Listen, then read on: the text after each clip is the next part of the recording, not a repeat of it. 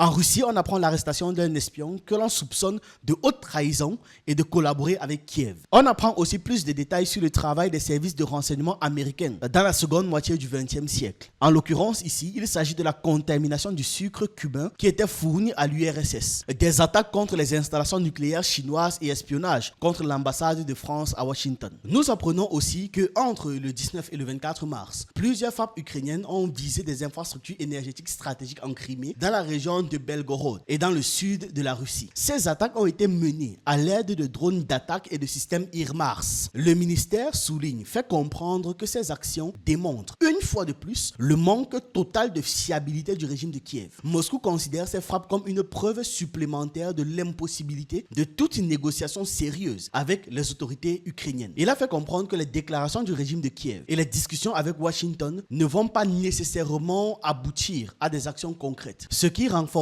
selon lui, ses doutes quant à la sincérité de leur fiabilité. Donc ils sont en mode, ok, leur discours est différent de celui de Biden et de la précédente administration américaine, mais ce n'est pas parce qu'ils font des grandes déclarations que ça veut dire qu'ils vont passer à l'action. On explique ce qui se passe. Le service fédéral de sécurité russe, en abrégé FSB, a arrêté un employé de bureau central d'un organe de supervision et de contrôle de la Russie, soupçonné de haute trahison. C'est ce qu'a rapporté le Centre des relations publiques du FSB le 24 mars. Voici leur site internet ici. Et on peut lire là, le FSB russe a arrêté un employé du bureau central de l'un de ses organes de contrôle et de surveillance de la Fédération de Russie, soupçonné de trahison. Ça a été publié le 24 mars 2025. Selon le communiqué donc, le citoyen russe a secrètement contacté des représentants de l'Ukraine pour les aider à mener des activités contre la sécurité de la Russie. Le FSB donne plus de détails et nous explique qu'en 2024, le détenu a transmis de sa propre initiative des informations sur les travaux en cours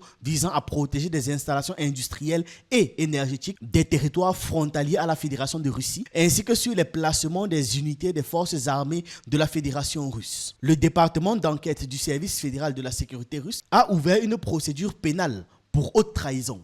Donc vous voyez qu'il y a des traîtres partout, absolument partout. Pendant que ton pays est en train de batailler bec et ongle, s'acharner, à la fois résister aux sanctions, gérer les conflits diplomatiques, gérer les voisins, aider d'autres pays, s'aider elle-même, combattre contre l'OTAN, le bloc occidental dans son entier, il y a quand même des gens perdus qui disent que non, ils vont aider les ennemis de la Russie. Mais qu'est-ce qui prend même souvent à ces traîtres-là? Qu'est-ce qui les arrive souvent? Donc quand il voit tout ce qui est en train de se passer dans son pays, il estime que c'est le mieux à faire et après il sera content de lui, il sera content de son initiative parce qu'on explique qu'il a fait ça de son propre chef. Ce n'est même pas qu'on l'a contacté, on lui a proposé de l'argent et que tu te dises, bon, il est mal payé, voilà, c'est pour ça qu'il a cédé. Non, il les a contactés de son propre chef, de sa propre initiative pour dire, hey, tenez les gars, je peux vous aider. Est-ce que c'est sa femme qui était peut-être ukrainienne? On ne sait pas. Est-ce que c'est sa belle-sœur? Vraiment, on ne sait pas, on ne comprend pas. Le service fédéral de sécurité russe met tout en œuvre pour lutter contre les activités de sabotage menées par Kiev sur le territoire russe. Le 6 mars de cette année, le FSB a fait état de la prévention d'une opération des services secrets ukrainiens coordonnée par les pays de l'OTAN. Cette opération a collecté des données personnelles sur des écoliers de Moscou et de la région de Moscou pour les recruter et les impliquer dans des activités de renseignement et de subversion contre la Russie. Voilà jusqu'où est-ce que ces gars peuvent aller. Quand on fait comprendre que le gouvernement ukrainien est un gouvernement terroriste, il y a certains qui pensent que c'est dans la demi-mesure ou que c'est une forme de blague. Pas du tout. C'est très premier degré. Ce gouvernement est profondément enraciné dans les méthodes des terroristes et dans les méthodes des gars de la Seconde Guerre mondiale. La même chose, systématiquement, à tous les niveaux.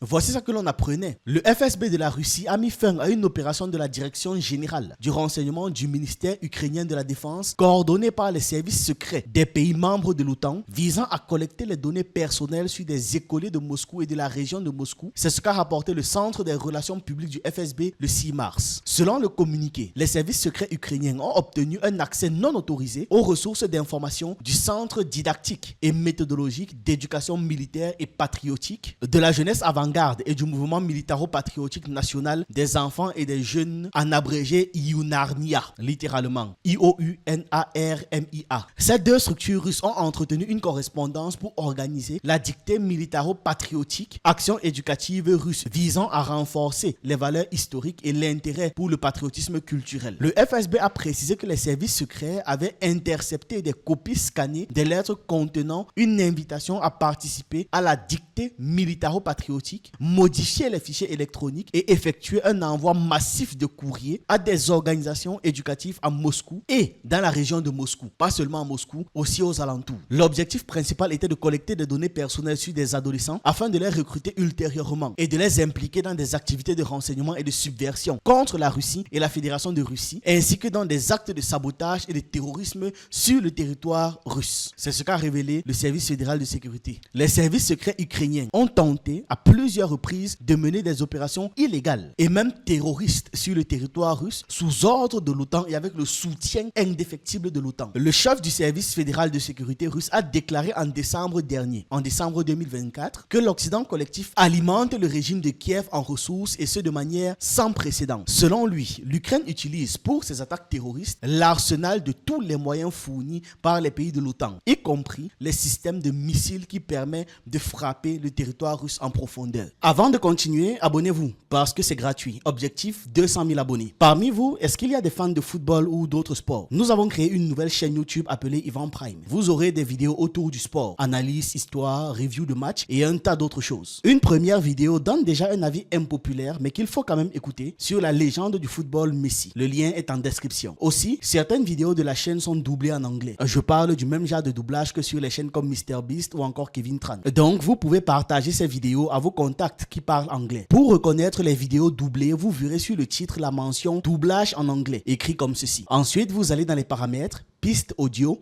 et vous choisissez la langue. Nous sommes en train de fournir un effort considérable pour doubler toutes les vidéos de la chaîne en anglais. Ça va prendre un peu de temps. Merci pour le soutien. Revenons au sujet. On revient à l'affaire qui a inquiété. On apprend que le 10 mars, le service fédéral de sécurité de Russie a ordonné à 2 diplomates britanniques de quitter la Russie sous 2 semaines en raison du fait que le FSB a découvert des signes d'activité de renseignement et de subversion, ce qui menace la sécurité du pays. Le ministre russe des Affaires étrangères a rapporté que Moscou ne tolère pas les activités d'employés non déclarés des services secrets britanniques sur le territoire russe. Donc, entre les infiltrés en interne ou les traîtres en interne, ceux qui veulent recruter pour faire des traîtres plus tard et les espions étrangers qui viennent sur le pays, normal que la Russie soit sur ses gardes, on est d'accord là-dessus. Normal que la Russie ne soit pas tolérante envers ses gars parce qu'à la moindre information donnée n'importe comment, la Russie peut grandement perdre. C'est important pour ces traîtres-là de comprendre ça. Que si à cause de leurs actions, la Russie tombe, ce n'est pas seulement eux qui vont souffrir, mais tout le pays, des millions et des millions de personnes. L'Occident ne sera absolument pas tendre envers la Russie et les Russes. Bien au contraire. On a vu ce qui s'est passé la première fois, durant la chute de l'Union soviétique en 1991. À la moindre faille exploitable par l'Occident, ne vous inquiétez pas. Mais ce sera bien trop tard. Parce que quand tu vas voir rétrospectivement et te dire, je faisais ça pour telle femme qui est ukrainienne, je faisais ça pour mon amour d'enfance, je faisais ça pour X, tu seras bien con plus tard parce que tu auras causé la mort de centaines de milliers de personnes, voire même des millions de personnes. Que les espions là ou les traîtres se méfient, qu'ils mesurent bien ce qu'ils sont en train de faire. C'est pour quelques billets, c'est pour un amour de jeunesse, c'est pour quelle idéologie que tu vas jusqu'à trahir à ce niveau ta patrie. 2 minutes de sérieux. Avec toutes les luttes que la Russie doit mener actuellement là, ce n'est vraiment pas le moment d'en rajouter. On apprend aussi plus de détails sur le travail des services de renseignement américains dans la seconde moitié du XXe siècle. En l'occurrence ici, il s'agit de la contamination du sucre cubain qui était fourni à l'URSS, des attaques contre les installations nucléaires chinoises et espionnage contre l'ambassade de France à Washington. On explique ce qui se passe. Des documents déclassifiés sur l'assassinat du président américain John Fitzgerald Kennedy révèlent que l'agence centrale de renseignement CIA des États-Unis a rajouté des agents, des éléments contaminés dans le sucre expédié vers Cuba qui est ensuite expédié vers l'Union soviétique. Cette information a été consignée dans un mémorandum sur les activités spéciales de l'agence qui pourrait être interprété comme des exemples d'activités dépassant le cadre de la charte de la CIA. Quand vous disiez que cette organisation est extrêmement criminelle, vous pensiez que c'était de la blague. Quand on disait que la CIA, loin de ce que les films essaient de nous raconter là, que oui, c'est vrai, il y a des gens qui font de mauvaises actions, mais que dans les gens qui font de mauvaises actions, il y a des gens qui sont bien intentionnés et ces gens-là servent à réguler les choses, mettre un peu de justice. Ce sont des films. Ce sont des films. La réalité, c'est que cette agence criminelle a commis d'innombrables crimes à travers le monde. D'incommensurables crimes. Des crimes que l'on ne connaîtra même peut-être jamais. Cette agence est un danger international. Ce n'est pas pour rien que la CIA elle-même fait en sorte de s'autofinancer. Elle a atteint un tel niveau où si elle sait qu'elle n'est pas protégée, elle se fera massacrer par tout le monde. Le mémorandum indique également que l'Agence centrale de renseignement américain a mené des opérations chimiques contre les cultures de riz à Cuba et au nord du Vietnam, ainsi que des frappes paramilitaires contre les installations nucléaires du Chincom, c'est-à-dire le communiste chinois. En outre, le dossier révèle que la CIA a également mené des opérations d'espionnage à l'ambassade de France à Washington. Selon le document que voici, comme je vous ai dit, depuis qu'on traite cette affaire, c'est avec des preuves à l'appui. Selon le document que voici, ces opérations comprenaient l'entrée par effraction et le retrait de documents du consulat français. Même leurs amis, leurs alliés, leurs valets, ces gars trahissent, espionnent et ils n'ont confiance en personne. Je dis bien, même leurs valets les plus fidèles restent quand même leurs ennemis. Combien de fois leurs ennemis déclarés? Nous apprenons aussi que entre le 19 et le 24 mars, plusieurs frappes ukrainiennes ont visé des infrastructures énergétiques stratégiques en Crimée, dans la région de Belgorod et dans le sud de la Russie. Selon un communiqué publié le 24 mars par le ministère russe de la Défense sur sa chaîne Telegram, ces attaques ont été menées à l'aide de drones d'attaque et de systèmes HIMARS. Le ministère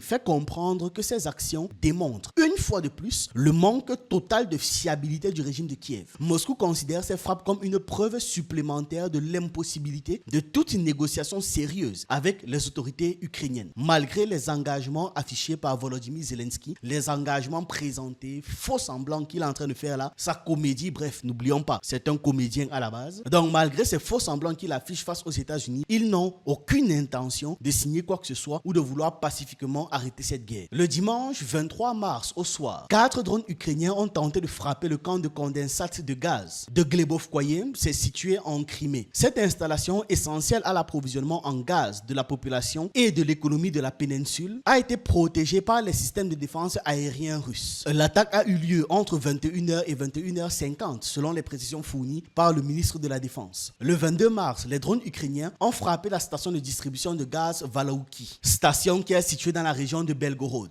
Le ministère a indiqué que cette infrastructure avait été endommagée et que les forces ukrainiennes avaient utilisé des drones d'attaque pour cette opération. Maintenant, dans la nuit du 24 mars, une attaque contre la station de pompage de pétrole du consortium de l'oléoduc de la mer Caspienne située dans le territoire de Krasnodar a également été repoussée. Le ministre de la Défense a confirmé qu'un drone ukrainien avait été intercepté à 7 km du site, les débris étant tombés près de Kavkazskaya. Une attaque précédente sur cette même station avait eu lieu le 17 février, ce qui avait causé des dommages et qui avait nécessité la mise hors service temporaire de l'installation. Et maintenant, comprenez qu'en plus des drones, comme le chef du FSB disait, le service secret russe, l'Ukraine emploie des systèmes HIMARS fournis par les États-Unis. C'est-à-dire qu'ils utilisent les missiles et les armes américaines comme ils le dénonçaient, comme ils le trahissaient, comme ils avertissaient. Et ils ne visent pas seulement les installations russes, mais aussi des infrastructures énergétiques à portée internationale. Donc, qui affectent même aussi les États-Unis, la Chine, l'OTAN et j'en passe, les pays de l'Union européenne et autres. Si ce n'est pas de l'auto-sabotage, même à ce niveau, c'est quoi? Puisque si c'était même encore les systèmes uniquement russes, les gars auraient compris. Bon, ok, nous sommes en guerre, c'est normal. Mais de l'autre côté, vous voyez à quel point ils peuvent être belliqueux. Parce que dans cette vague du 24 mars là, l'armée russe a abattu 28 drones dans la nuit du 23 au 24. La plupart de ces drones, soit 12, ont été neutralisés au-dessus de la région de Bryansk. C'est une région qui est limitrophe à l'Ukraine. 12 autres drones ont été abattus au-dessus de la région de Rostov, qui est également une zone frontalière à l'Ukraine. Les forces de défense aériennes russes ont également abattu 2 drones au-dessus de la péninsule de Crimée. 2 autres drones ont encore été détruits au-dessus du territoire de Krasnodar, au sud de la Russie, ainsi qu'au-dessus de la mer d'Azov.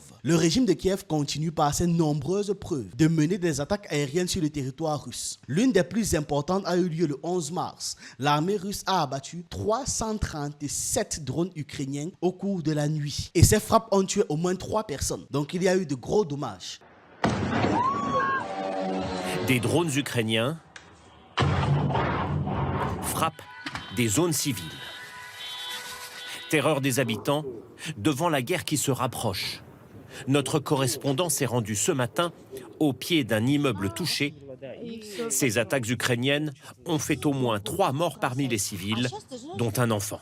Bien que Vladimir Poutine ait accepté l'accord visant à mettre fin aux frappes de Moscou et Kiev sur les infrastructures énergétiques lors d'une conversation téléphonique avec Donald Trump le 18 mars, l'armée ukrainienne continue de lancer ses drones sur les installations énergétiques russes, alors que la Russie de son côté a cessé d'envoyer des bombes, des explosifs ou a cessé tout simplement d'attaquer les installations énergétiques ukrainiennes. Donc, qui veut que la guerre continue et qui veut que la guerre s'arrête? Des preuves supplémentaires. Et dans la nuit du 20 au 21, la station de pompage de gaz de Soudia a été sabotée. Le ministère russe de la Défense continue d'accuser Kiev de vouloir discréditer les efforts des Russes et des Américains en faveur de la paix durable et fiable. Lors d'une interview accordée au journaliste russe Pavel Zanoubin, le porte-parole du Kremlin, Dmitry Peskov, a vivement critiqué les récentes déclarations d'Emmanuel Macron sur l'éventuelle extension de la dissuasion nucléaire française pour protéger l'Europe contre la Russie. Il a qualifié ses propos de très dangereux et a dénoncé la militarisation croissante du continent européen. D'après Dmitry Peskov, l'Europe persiste dans une approche erronée du conflit en Ukraine, préférant accroître ses dépenses militaires et envisager le déploiement de troupes sur le sol ukrainien plutôt que de s'attaquer aux causes profondes du conflit. D'une part, l'Europe doit absolument être intéressée par la paix. L'Europe parle désormais de la guerre et de la façon dont elle se militarise. Il y a un paradoxe. L'Europe, au lieu de chercher à éliminer les causes profondes du conflit ukrainien, et il est impossible de mettre fin à la guerre sans éliminer les causes profondes du conflit en Ukraine, a l'intention d'ajouter à ces causes profondes les contingents des pays de l'OTAN qui, comme ils le prétendent, pourraient être déployés sur le territoire ukrainien. C'est ce qu'il a remarqué. Le porte-parole du président russe est également interrogé sur la décision des dirigeants européens de consacrer 800 milliards d'euros à la militarisation au lieu d'investir dans les soins de santé ou le développement des infrastructures, ce qui serait beaucoup plus logique, étant donné que la Russie n'a nullement l'intention de près ou de loin d'attaquer l'OTAN ou les pays européens, sauf si ce sont eux qui attaquent en premier, bien sûr. Il a rappelé que la priorité de l'Europe devait être de retirer les obstacles aux relations avec la Russie et de favoriser un développement harmonieux sur les bases mutuelles bénéfiques. Dmitry Peskov a également exprimé l'espoir qu'à l'avenir, les dirigeants européens dotés d'une véritable vision politique allaient peut-être émerger et allaient pouvoir comprendre comme ça, vu qu'ils allaient émerger, vu qu'ils seraient éclairés, l'importance du bon voisinage avec la Russie. Parce qu'à force d'écouter le maître américain, ils vont s'étouffer eux-mêmes dans leur propre arrogance. Peskov a aussi traité la question des relations russo-américaines après l'entrée en fonction de la nouvelle administration à Washington. Il a souligné une nette rupture de cette dernière avec la politique menée par l'administration Biden. Selon lui, la nouvelle approche de Washington est bien plus en phase avec les intérêts de Moscou. Dmitry Peskov a noté un changement significatif dans la rhétorique américaine sous l'administration Trump, mettant en avant une approche plus axée sur la paix et le dialogue. Contrairement à l'administration précédente qui privilégiait une posture de confrontation, la Maison-Blanche met en avant des perspectives de négociation et de coopération économique. Cette nouvelle orientation, selon le porte-parole du Kremlin, est perçue à Moscou comme un signal positif, ouvrant la voie à des discussions beaucoup plus pragmatiques et moins conflictuelles. Mais il a quand même tenu à faire une précision importante. Il a fait comprendre que les déclarations du régime de Kiev et les discussions avec Washington ne vont pas nécessairement aboutir à des actions concrètes. Ce qui renforcerait, selon lui, ses doutes quant à la sincérité de leur fiabilité. Donc ils sont en mode, ok, leur discours est différent de celui de Biden et de la précédente administration américaine, mais ce n'est pas parce qu'ils font des grandes déclarations que ça veut dire qu'ils vont passer à l'action. Donc attention, c'est à partir de là qu'ils seront réellement jugés, à leur capacité de rendre concret tout ce qu'ils sont en train de raconter là. Voilà, c'est ce que j'avais à partager avec vous dans cette vidéo. J'attends vos avis, votre analyse et on se retrouve